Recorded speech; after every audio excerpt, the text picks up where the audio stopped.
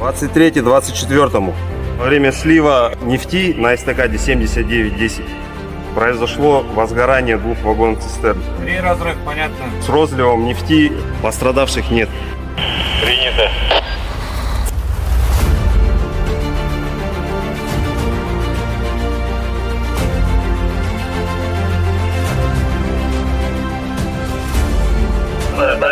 На охлаждение подали 6 стационарных лафетных ствола, также 2 ручных на торце. Как приняли? Информация верная. Монтаж. Подойдите.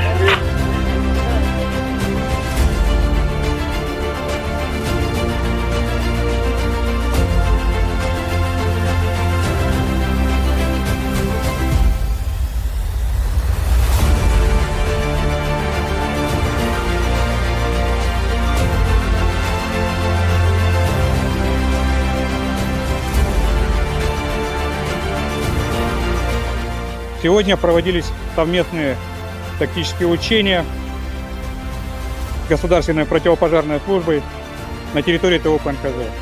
В качестве объекта был выбрана эстакада титул 7910, где были выставлены вагоны. По легенде, произошло загорание на второй вагоне с севера.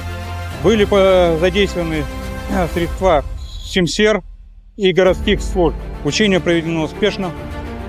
Замечаний нет. Смена! Равняй на середину!